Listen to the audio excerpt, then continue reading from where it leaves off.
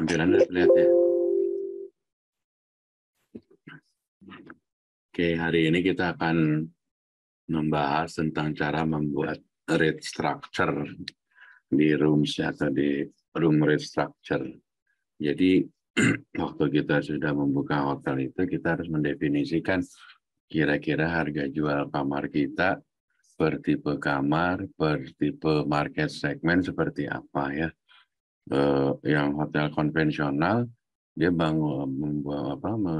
membuat harga hanya pada tipe kamar, misalnya kamar deluxe, kamar standar, kamar suite, udah aja gitu. Tetapi dengan revenue management ini kita kan harus melihat pada market segmennya. Jadi harga tipe kamar yang sama di market segmen yang berbeda, di tingkat okupansi berbeda, nanti harganya akan berbeda ya.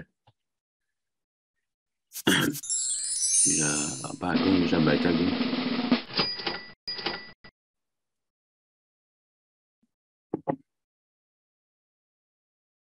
Agung bisa baca atau Ahmad Jamhari bisa baca? Dan bisa bantu baca. Establishing a hotel pricing strategy, creating and executing your hotel pricing strategy requiring you to do more than establish rate for your room during particular session. You want to go beyond that, optimize your pricing strategy so that you maximize the revenue that you generate for room and for guests. There are a number of questions that solve your pricing strategies. What do your guests want? Which strategy will complement the business mix?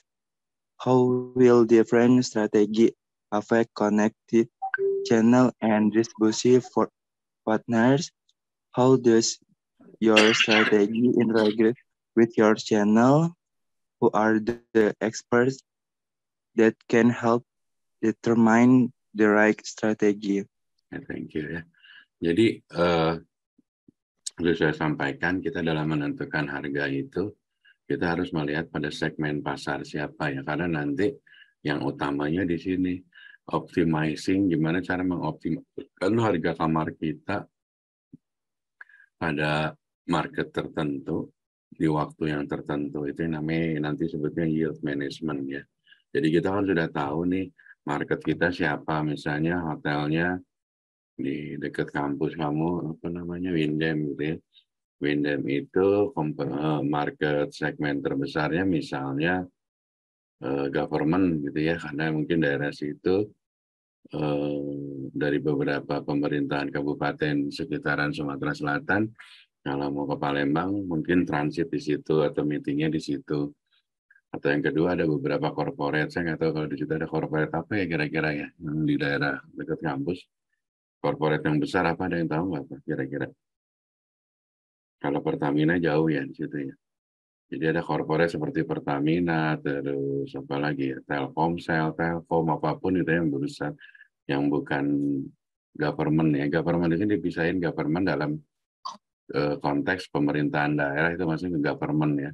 Tapi kalau Pertamina itu maksudnya ke BUMN, maksudnya ke corporate ya, bukan ke government ya.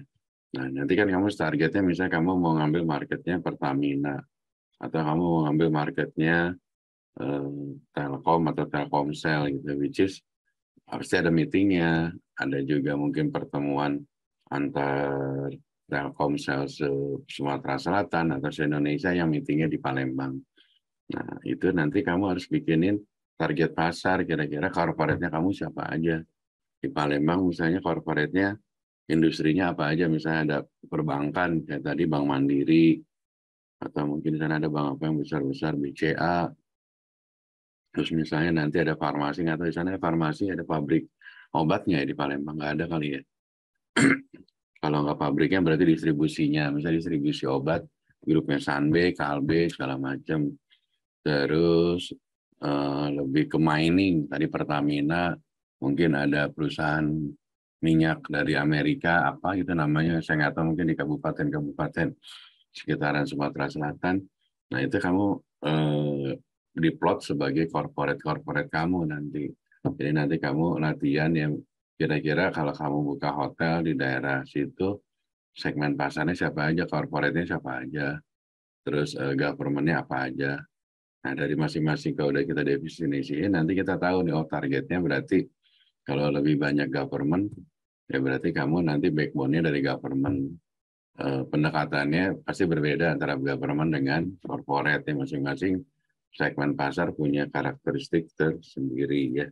Terus nanti gimana cara jualannya? Kalau government kan lebih prefer dia modelnya one on one ya, kamu jualan, kamu sales call gitu ya, kalau misalnya ke Muara Enim ya, apa batu bara ya, apa yang sana, atau kamu ke mana gitu ya di daerah Sumatera Selatan, kamu datangin itunya perusahaannya, governmentnya, kamu menawarkan ini, kami hotel kami misalnya Windem gitu ya, bintang berapa, misalnya bintang 5, jumlah kamarnya berapa, fasilitinya apa aja, rate-nya seperti apa.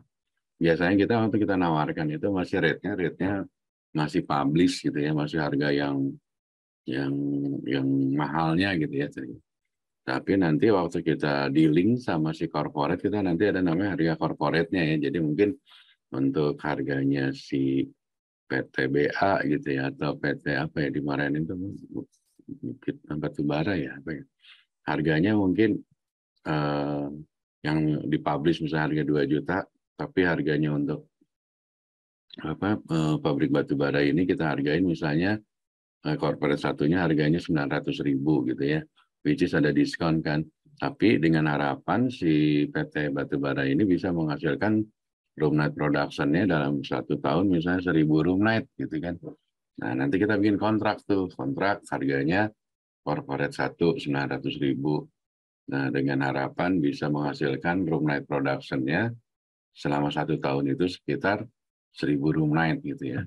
Nah nanti tahun depan misalnya dia tidak ter-achieve 100.000 room night, ya kita bisa negosiasi lagi tuh Pak, kayaknya Bapak harganya belum masuk, gimana kalau kita naikin di harga 1 juta gitu, dari 900 tadi ke 1 juta, masuk ke corporate 2 gitu misalnya. Nah itu adalah contoh kamu nanti once kamu jadi sales eksekutif, sales manager, director of sales, waktu kamu menawarkan produk kamar, fasilitas meeting ke klien tuh kurang lebih seperti itu awalnya ya. Tapi sebelum sampai kamu jualan, nanti kita bikin dulu rate strateginya dulu. Jangan sampai nanti kamu jualan rate-nya kamu nggak tahu, nanti salah ngasih rate juga bahaya ya. Nah ini adalah esensial atau hal yang penting ya dalam melakukan sales strategi. Jadi kita memberikan harga untuk grup itu akan berbeda ya. Biasanya kita akan memberikan diskon gitu. Misalnya kamu dapat grup dari Pertamina 30 kamar gitu kan. Nanti kamu bisa dealing misalnya dari 30 kamar itu setiap 10 kamar kita ngasih 1 free kamar gitu ya. Misal kalau 30 berarti dia bayarnya 27 kan. Berarti kan masing-masing per 10 1 kamarnya free ya misalnya. Jadi dia bayarnya 27. Bisa modelnya seperti itu, atau bisa kamu bikin modelnya insentif gitu. Jadi kamu ke bookersnya, jadi setiap ibu bisa memberikan grup night besar, nanti ada misalnya istilah kalau di beberapa hotel, insentifnya misalnya berupa produk barang gitu ya. Misalnya dulu itu ya, misalnya si ibu bisa jual per 1.000 room night, nanti dikasih voucher menginap, atau dikasih voucher belanja di hypermart dan sebagainya. Itu adalah strategiknya ya, tactical selling kamu. Kalau kamu jadi sales, agar menarik supaya si bookersnya booking ke kamu, ya kamu harus kasih gimmick-gimmick itu gitu ya. Kalau nanti kamu nggak ngasih gimmick, mungkin dia akan mikir, mendingan saya bookingin di hotel lain aja, saya dapat A, B, C, D, dan sebagainya ya. Suara saya jelas nggak? Saya agak kurang sehat suaranya. Suara Jelas, saya Pak. jelas.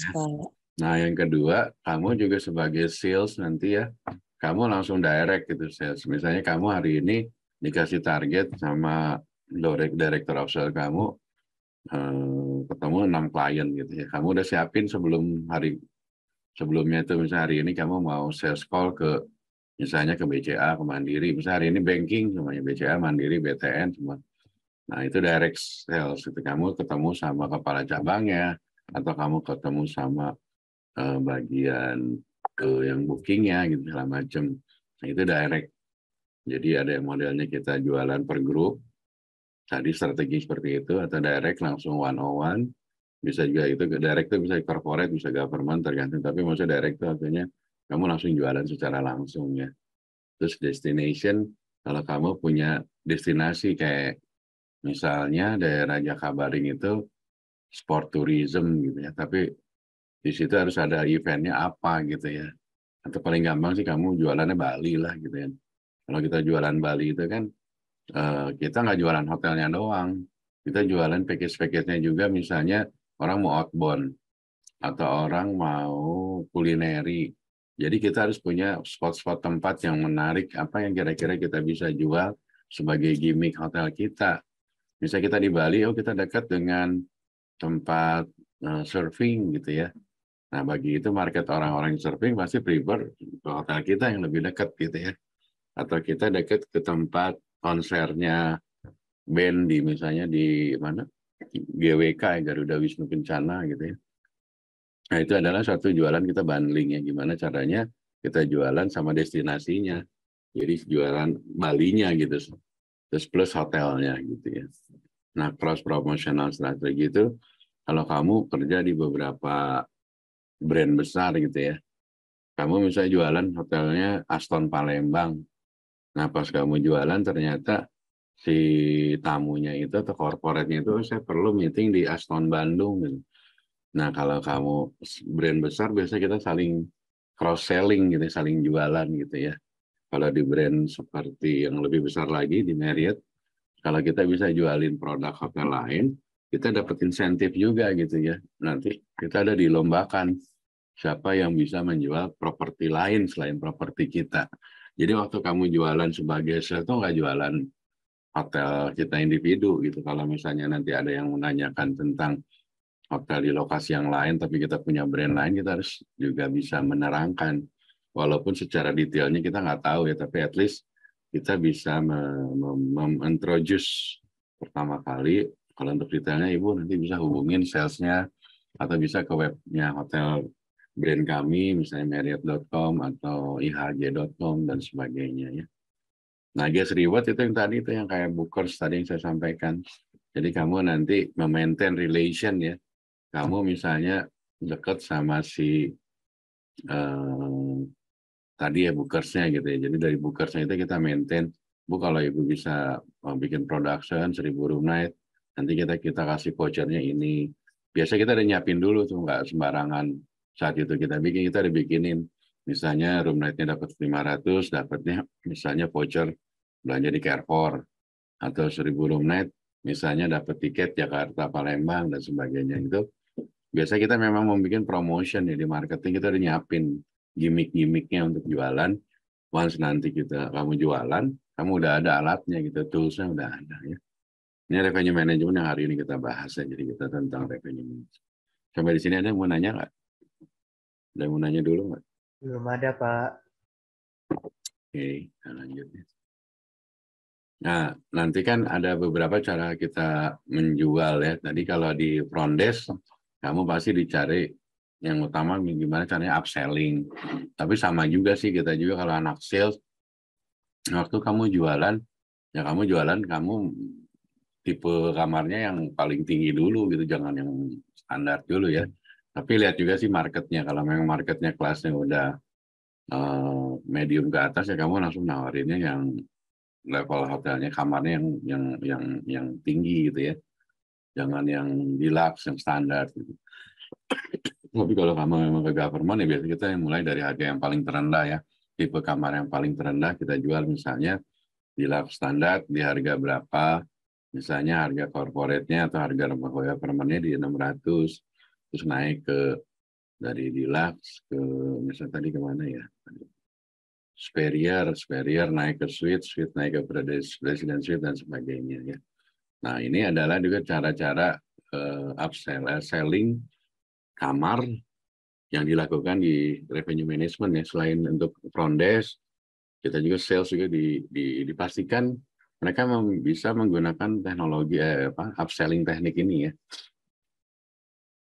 Nah, remarketing adalah kita mencoba mencari market potensial apa. Jadi biasanya kita di revenue meeting kan nanti kita akan bahas nih, misalnya ada beberapa tamu yang modelnya mau cancel, mau booking tapi di ujungnya cancel.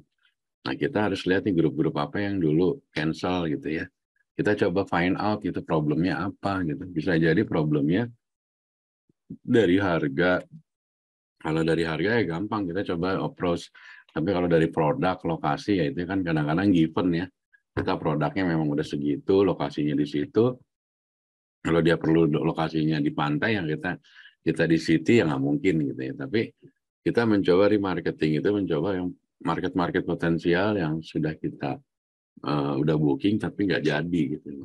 Kita harus find out problemnya apa tuh, cancelnya atau nggak jadinya atau postpone-nya. Kita harus tahu. Nah, di revenue meeting itu nanti kita bahas salah satunya ini juga ya. Insentif seperti saya sampaikan tadi ya, sama cross selling ya. Jadi gimana kita memberikan insentif itu ya supaya production kita atau produk kita selalu diingat oleh si bookers ya. Cross selling itu dibutuhkan supaya nilai hotel kita.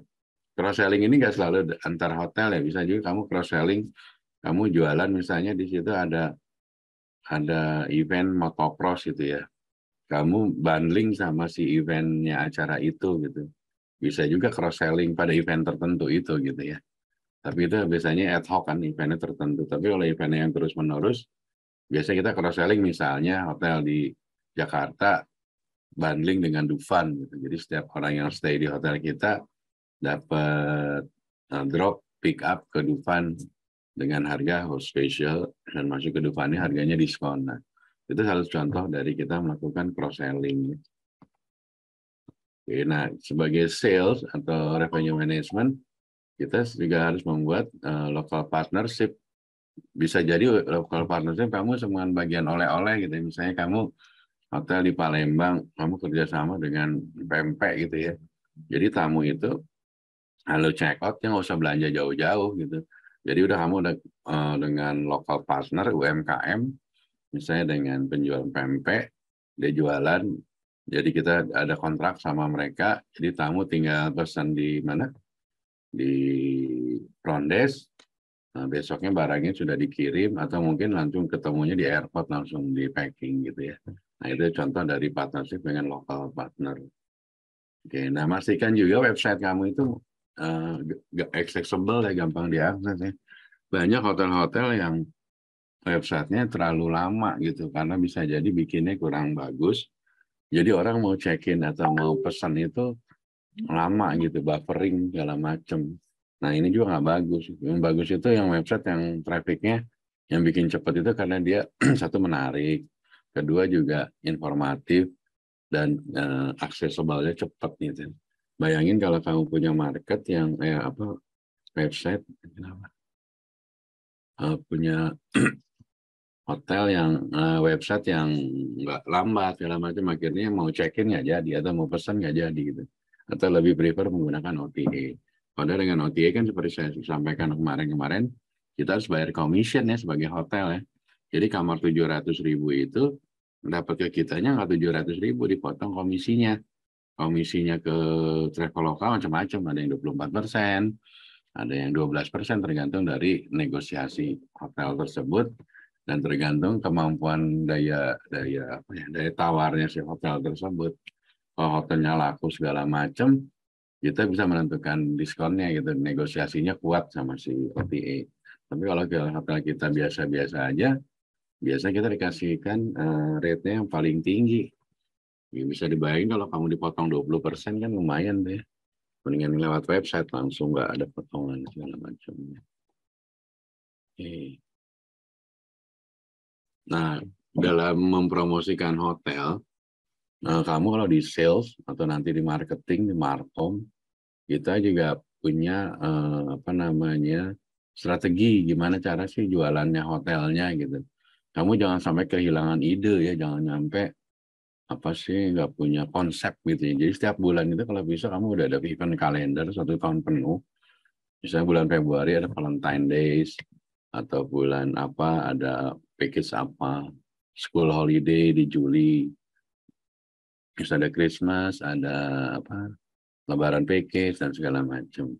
Nah, seasonal promotion ini kamu udah bikinin sebelumnya. Jadi waktu kita bikin budget, kita udah bikin ngeliat di kalender tahun depan tuh. Kira-kira tanggal merah di bulan apa, hari apa aja ya, gitu ya. Nah, itu dibikinin package-nya tuh, gitu. Apalagi kalau kamu hotelnya destinasi kayak Bandung, Jogja, Bali, gitu ya. Di mana orang pasti banyak kunjungan di liburan, gitu ya. Nah, di hari-hari libur kamu siapin tuh package-package-nya yang menarik apa, gitu ya. Kayak tadi yang bundling, misalnya kamu di hotel di Bali, dengan Bali Marine Safari Park kayak apa sih?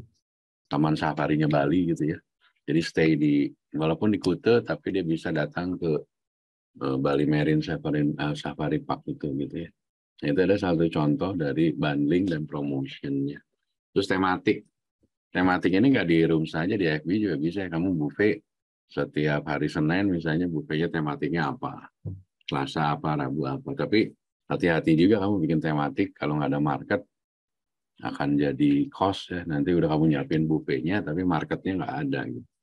Tapi kalau marketnya kamu banyak ya kayak di Jakarta gitu buat lunch time gitu ya.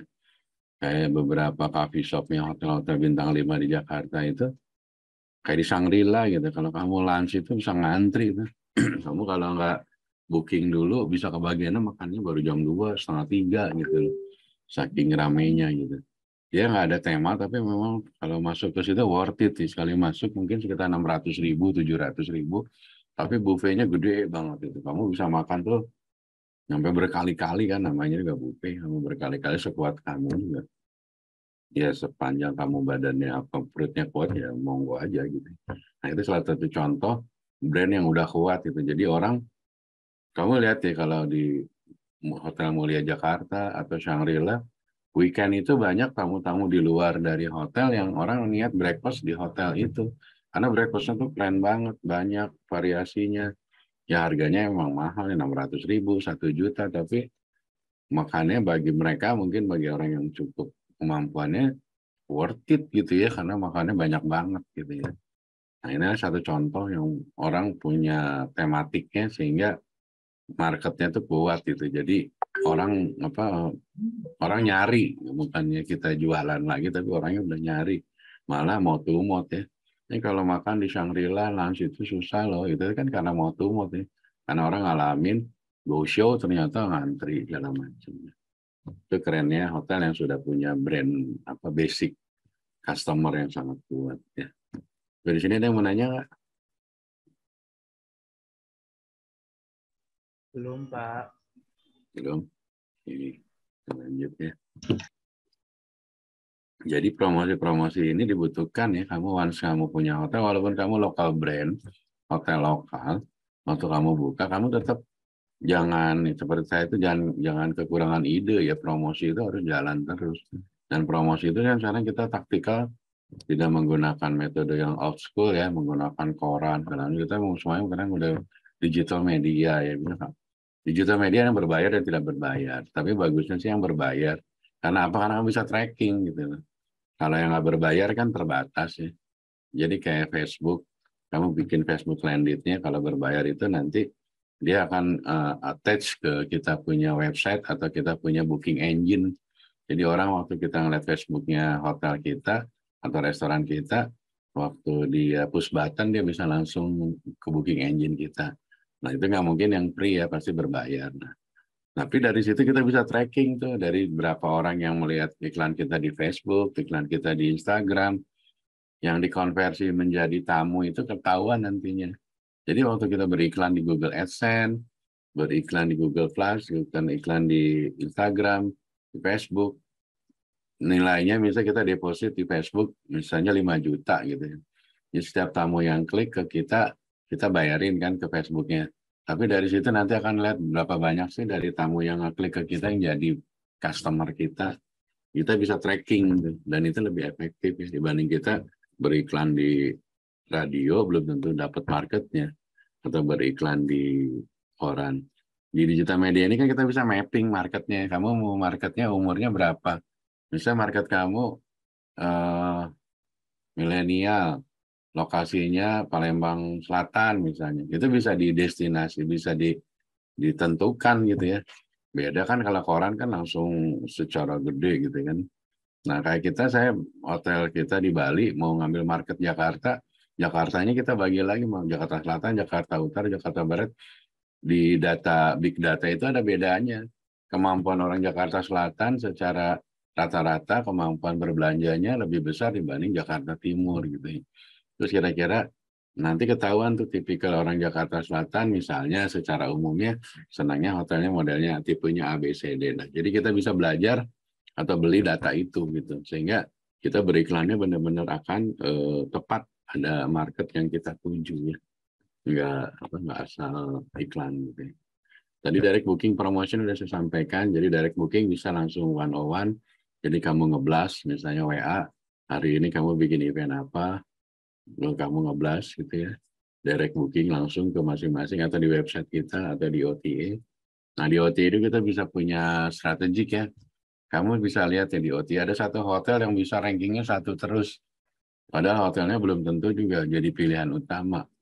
Nah, itu ada strateginya, ada yang berbayar, ada yang enggak ya. Tapi biasanya kalau yang berbayar ya memang dia akan dapat ranking 1 nyampe 5, minimal di halaman pertama OTA itu. Tapi kalau hotelnya kurang bagus tapi di ranking pertama, itu pasti berbayar. Tapi kalau memang hotelnya itu banyak yang dituju ya dengan sendirinya dia akan dia akan selalu muncul paling halaman atas karena dia paling sering dicari kan gitu ya. Nah, ini partnership promotion yang kamu bisa kerjasama tadi seperti saya kayak tadi ada cross selling, ada bundling dan sebagainya. Cara menjual nanti sales, kamu jadi sales itu kan akan banyak ya dari revenue management jadi sales, dari networking. Tadi yang analytical tuh saya dari Google tuh, nanti dari Google tuh ada turunannya banyak sekali itu dan berbayar ada.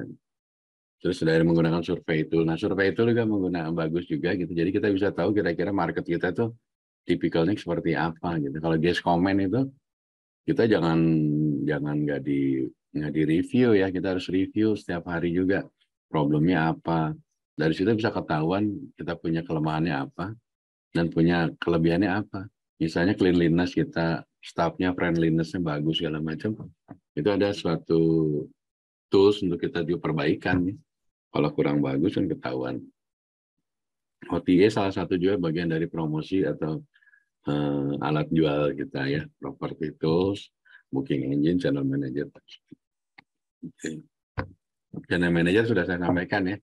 Jadi itu alat yang memanage seluruh OTA ya. Jadi semua OTA itu dari berbagai OTA masuk ke dalam channel manager deh. Dari channel manager masuk ke booking engine ya. Booking engine itu reservasinya gitu ya. Oke, ada yang mau tanya nggak sampai saat ini? Kalau nggak ada, jangan lupa ini kuisnya ya. Nggak ada yang nanya? Belum, Pak. Kemarin UTS-nya bisa ya? Nanya ya? Bisa, Oke, Pak. kalau nggak ada yang tanya, siapa namanya? Ketua kelas tadi apa? Bisa tolong difoto? Bisa di on cam-in dulu, teman-teman. Mau di capture.